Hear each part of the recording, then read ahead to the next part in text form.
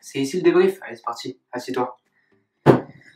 Ah, bon les gars, Bayern PSG. Oh, franchement, quel match. C'est pour ça qu'on kiffe le foot. Un match exceptionnel. Énormément d'occasions. Franchement, c'était le meilleur match des quarts de finale. Sans aucun doute. Salut à tous, c'est Conscience Foot. Bienvenue sur ma chaîne YouTube. Si tu ne me connais pas, je fais des heures en match, débrief après match, actualité du foot et mercato. On va débriefer ensemble le match Bayern PSG. Donc tout d'abord, on va voir les compositions des équipes, mon débrief, mes tops et mes flops, ainsi que la qualification, la suite pour le match retour. Allez, c'est parti pour les compositions des équipes. Le Bayern Munich qui a opté pour un 4-2-3-1 avec Manuel Neuer dans les cages, Pavard latéral droit, Soule, Alaba dans l'axe, Hernandez, Goretzka, Kimmich en milieu centraux, Sané sur le côté droit, Coman à gauche, Müller en numéro 10 et Choupo-Moting en pointe. Pochettino qui a opté pour un 4-2-3-1 lui aussi avec Navas dans les cages, Colin Dagba en latéral droit, Marquinhos, Kimpembe, Diallo pour la défense, Gaël Danilo au milieu de terrain. La surprise avec Julian Draxler en milieu gauche, avec Neymar en numéro 10, Di Maria et Mbappé en pointe. Allez, on est parti pour le débrief de ce match. Je ne sais même pas par quoi commencer, tellement il y a eu énormément de choses dans ce match. Donc d'entrée de jeu, la deuxième minute de jeu, Lucas Hernandez qui se crée déjà une occasion dans la surface de réparation. Il va déborder le latéral du PSG. En l'occurrence, il me semble que c'était Colin Dagba. Il va le déborder. Il va frapper Navas qui effectue son premier arrêt. Troisième minute de jeu, corner pour le Bayern Munich, Kimmich qui va effectuer un très bon corner. Choupo-Moting qui saute plus haut que les autres, qui va reprendre la tête et qui va la mettre sur la barre transversale. Donc déjà, tu sais que le match, ça va quand même s'emballer. Au bout de 3 minutes de jeu, il y a déjà une barre transversale, quelques occasions. Suite à cette barre transversale, le PSG qui va effectuer une très belle action collective. 30 secondes plus tard, Neymar qui va faire un très bon appel, qui va faire mal à la défense. Il va accélérer et il va servir Mbappé au dernier moment sur le côté droit. Mbappé qui va frapper en force et Neuer qui se trouve en fait. Neuer, je pense qu'il a essayé d'anticiper un centre. Il a été surpris de la frappe d'Mbappé, mais voilà. Mbappé qui frappe et qui marque. 1-0 pour le PSG.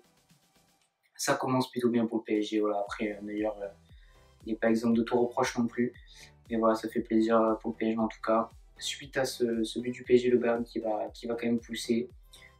Navas qui va commencer à multiplier les arrêts. Müller qui va commencer à avoir une occasion. Navas qui est à 6 mètres des cages. Müller qui reprend le ballon. Navas qui va faire un arrêt réflexe. Le Bayern qui joue extrêmement haut. Je vous ai mis une vidéo pour illustrer. Ils sont très agressifs, le Bayern Munich dans le pressing.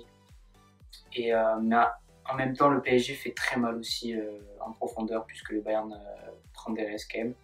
Il joue plutôt avec une défense haute et qui font un très gros pressing. Ça laisse de l'espace du coup pour prendre la profondeur pour Mbappé, pour Neymar. Donc ça fait quand même mal aussi au Bayern Munich, le contre du PSG. On peut aussi parler du climat parce que j'en ai pas parlé, mais il faisait 0 degré et moins 6 degrés ressenti. La pelouse qui était chauffée et pourtant il y avait énormément de neige, donc il y a ça aussi qui rentre en jeu. Comme on peut voir, je vais vous montrer la vidéo où il y a Neymar qui fait une feinte. Et voilà, c'est pas facile on voit que c'est pas facile de rester sur les appuis en fait. Et puis c'est aussi compliqué pour les défenseurs qui sont vite embarqués, une seule feinte et ils sont vite embarqués à faire une faute. C'est compliqué de rester sur les appuis et d'anticiper du coup avec cette neige. Et voilà, on peut voir que Mbappé fait très mal à Niklas Soule sur le côté qui a du mal à suivre. C'est pas le même gabarit non plus, hein. Niklas Soule c'est une armoire, c'est un frigo le mec. Il fait 100 kg. Donc voilà, la vitesse d'Mbappé qui fait mal à Niklas Soule.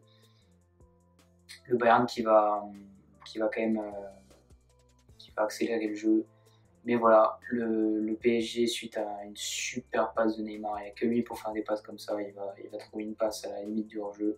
Marquinhos qui était resté juste après le corner, il était resté en pointe. Il reçoit le ballon et d'un sang-froid énorme, un sang-froid vraiment un énorme sang-froid. Il vient ajuster Manuel Neuer d'une belle frappe enroulée. 2-0 pour le PSG, absolument pas mérité, honnêtement. Mais voilà, le PSG qui est devant au tableau d'affichage. Suite à son but, Marquinhos qui va se blesser, qui va devoir laisser sa place. Et ça va être Ander Herrera qui va rentrer. Ander Herrera il va passer au milieu du terrain. Et ça va être Danilo Pereira qui va glisser en défense centrale.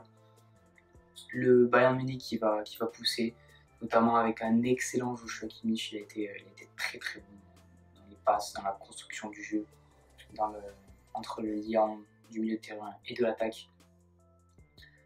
Kingsley Coman aussi, Kingsley Coman et Leroy Sané ont fait de très bons matchs aussi. Ils ont provoqué, ça fait plutôt mal sur les côtés. Konan Darba qui a quand même été en difficulté. Voilà, donc Kingsley Coman qui a redoublé de centre de dribble, il est parti provoquer la défense du PSG, ça a quand même plutôt fait mal. On peut parler aussi des centres de Pavard et de Alaba, trop souvent seuls sur les côtés, un manque d'agressivité de la part de la défense du PSG, le PSG qui était vraiment très très bas. Et quand le PSG est très bas comme ça, ben, ouais, ils sont vraiment acculés sur leur propre moitié de terrain.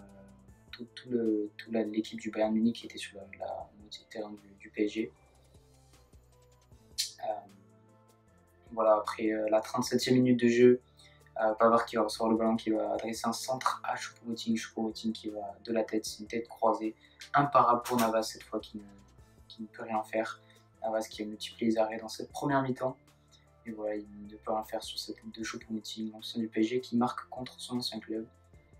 Ensuite, Mbappé qui, en voyant Mbappé partir en profondeur et en faisant mal à Zulu, Hansi Flick, l'entraîneur du Bayern, il va changer Niklas Zulu, il va faire entrer Jérôme Boateng parce que Niklas Zulu, il était quand même en grande difficulté dans la gestion de Kylian Mbappé, parce que quand Kylian Mbappé partait en profondeur, il avait du mal à le suivre honnêtement. Donc voilà, il fait entrer Jérôme Boateng qui est quand même costaud aussi, mais plus rapide que Niklas Zulu. Et voilà, la première mi-temps arrive à son terme. Dans une première mi-temps où le PSG était très réaliste, 2-1 pour le PSG, mais qui souffre quand même beaucoup en défense, notamment avec un très bon Joshua Kimmich, Coman Sané, un Choupo-Moting qui a été bon aussi dans la construction du jeu, en protégeant son ballon, il a marqué aussi le but. Donc voilà, trop de liberté aussi donnée à Pavard et à Lucas Hernandez. Donc voilà, c'est un PSG qui est dominé mais qui est plus réaliste que le Bayern en première mi-temps. A noter aussi qu'en première mi-temps, le Bayern a déjà fait 15 tirs, alors que le PSG en a fait, il me semble, 3 ou 4. Donc voilà, le PSG qui s'en sort bien en première mi-temps, qui était plus réaliste que le Bayern. La seconde mi-temps de ce match, ça va être encore une seconde mi-temps qui va quand même ressembler à la première, où le Bayern Munich va avoir un bloc très haut, un gros pressing, va empêcher le PSG de repartir de derrière. Voilà, il y a Neymar qui va se créer une occasion à la 50, environ 52e minute de jeu. Dans la surface de réparation, il va essayer de tenter un petit piqué sur Manuel Neuer qui va bloquer ce piqué de Neymar. Donc toujours 2-1 pour le PSG. Et la 60e minute de jeu, coup franc pour le Bayern Munich. Encore Joshua Kimmich qui va faire un centre. Et il va déposer sur la tête de Müller qui était tout seul, personne au marquage. Müller qui va égaliser de partout, c'est largement mérité pour être honnête. Voilà, donc Pavard qui va aussi tenter sa chance, mais Navas est toujours sur le coup. Et à la 68e minute de jeu, Di Maria qui lance Mbappé dans la profondeur, Mbappé qui va partir sur le côté, Mbappé qui va tout d'abord rentrer en surface pied droit, il va faire une feinte de frappe, et ensuite il va armer, il va ajuster Manuel Neuer, petit pont non plus sur Boateng. Alors, on peut voir que sur la vidéo, en fait, il fait esprit de faire une feinte pour que Boateng il lève un peu son pied pour avoir plus d'espace pour tirer, pour mettre un petit pont à mettre entre les jambes en gros de Boateng. Et voilà, c'est imparable. Donc 3-2 pour le PSG. Navas derrière qui va continuer à multiplier les arrêts. On peut noter aussi que Michel Bakker était entré à la place de Diallo à la 45e. Voilà. Je trouve qu'il n'a pas trop apporté Michel Bakker. Il était quand même en difficulté, il a du mal à élever son niveau. Après, il y a Moise Kean qui est rentré à la place de Di Maria vers la 70e. Moise Kean qui va plutôt faire du bien quand même s'il avait du mal, il était de retour de la Covid. Mais voilà, il fait du bien physiquement, il est costaud quand même, donc il a fait du bien quand même dans la récupération de ballon, la protection de ballon surtout. Donc voilà, quand même une bonne entrée de Moise Kean, Ander qui a fait une bonne entrée aussi au milieu de terrain. Il a permis de ressortir les ballons, tout ça, donc ça fait du bien. Voilà, le Bayern qui va pousser jusqu'au bout avec Coman qui était un peu moins bien à la fin. Normal, en même temps il court partout, il fait les allers-retours, donc il était plutôt essoufflé, mais il a quand même fait un gros match. Après voilà, ils vont pousser avec le Roi Sané aussi qui va avoir des occasions. Mais voilà, le score ne va pas bouger. 3-2 pour le PSG qui va s'imposer quand même dans un match héroïque. Un PSG qui était ultra dominé. La preuve des statistiques, 31 tirs pour le Bayern Munich, 12 cadrés, alors que le PSG a tiré 6 fois, 4 cadrés. Mais voilà, le PSG a fait 6 tirs, ils en ont marqué 3. Le Bayern, ils ont fait 31, ils en ont marqué 2. Donc voilà, le PSG a donné en fait une leçon d'efficacité au Bayern Munich. Mais voilà, c'était quand même un match, il faut le dire, quand même, les Parisiens ont souffert. Heureusement qu'il y avait Keylor Navas qui fait 10 arrêts dans ce match. Donc voilà, il y a des arrêts simples aussi sur les 10 arrêts, mais il y a quand même 4-5 arrêts où ça aurait pu 4-5 buts qui auraient pu être en la faveur du Bayern. Donc ouais, il évite quand même 4-5 buts. Donc que dire de plus dans ce débrief, un PSG qui a su quand même rester solidaire quand même dans la difficulté. Il y avait aussi le terrain, le froid, la neige, tout ça. Voilà, c'était quand même aussi compliqué. Mais voilà, le Bayern qui a quand même ultra dominé, et c'est là que tu vois quand même aussi l'absence de Serge Gnabry et surtout de Robert Lewandowski. Robert Lewandowski, je pense que voilà, il aurait eu ces occasions-là que le Bayern a eu, il les aurait certainement mises au fond. Il y a eu quand même un gros manque de finition du côté du Bayern. Après voilà, il y avait un énorme Navas aussi. Un grand Kylian Mbappé qui a prouvé qu'il était présent dans les gros matchs, donc ça fait plaisir. C'est ce qu'on lui reprochait, la régularité, surtout dans les gros matchs. C'était un saison Ligue des Champions, c'était pas le cas. Là, cette année, c'est le cas. Hein. Kylian Mbappé, c'est sur les matchs à élimination directe, c'est 12 tirs, 9 cadrés, 6 buts. Donc 6 buts sur le match du Barça, plus le match retour du Barça, plus ce match-là. Donc voilà, 6 buts en 3 matchs. Donc voilà, ça fait plaisir. Après, on peut noter aussi l'absence de Marco Verratti qui a quand même pesé dans les rangs parisiens, parce que le bloc était quand même très bas du côté. Il jouait très très bas le Paris. Les Parisiens qui jouaient très bas. Et Verratti aurait permis en fait de ressortir plus facilement les ballons, d'aller gratter les ballons et de pouvoir remonter le bloc. Voilà, après le PSG a su profiter de ce gros pressing des Munichois. Ils ont pu en profiter en profondeur parce que le Bayern a quand même été faible défensivement, ils ont laissé pas mal d'espace dans la profondeur. Et le PSG en a profité, donc voilà, tant mieux pour le PSG. On passe donc maintenant à mes tops. Mes tops, bien sûr, Kylian Mbappé, je lui ai mis 9. 9 sur 10, Kylian Mbappé, voilà, il sort un très grand match. Hein. Il te cale un doublé. Il montre qu'il est cette saison, il est encore plus, il est beaucoup plus régulier que les saisons d'avant. Il est présent dans les gros matchs et ça fait plaisir. Il permet au PSG de marquer 2 des 3 buts et voilà, donc ça fait plaisir quand même. C'est quand même un exploit aussi à noter que le PSG, que le Bayern n'avait plus perdu avec des champions depuis 2 ans. 33 matchs sans défaite, le Bayern Munich et le PSG qui font tourner le Bayern, et c'est aussi grâce à l'efficacité de Kylian Mbappé qui a fait mal à la défense du Bayern Munich.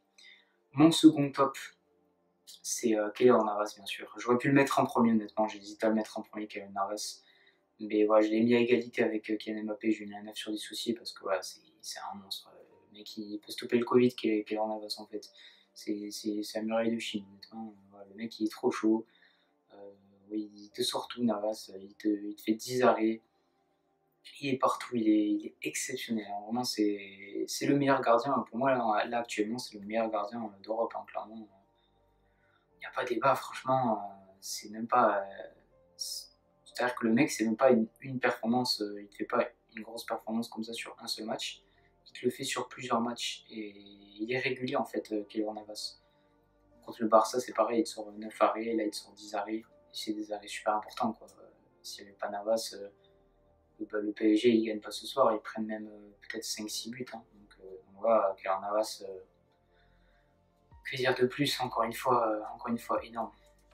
Donc mon troisième top c'est Neymar.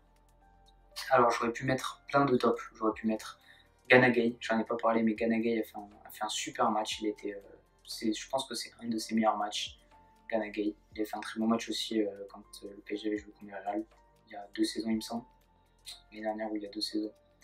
Donc ouais, il a fait un super match. Gana Gueye, il était partout, vraiment partout au milieu de terrain, en récupération, 3 pour mon le mec, il courait partout.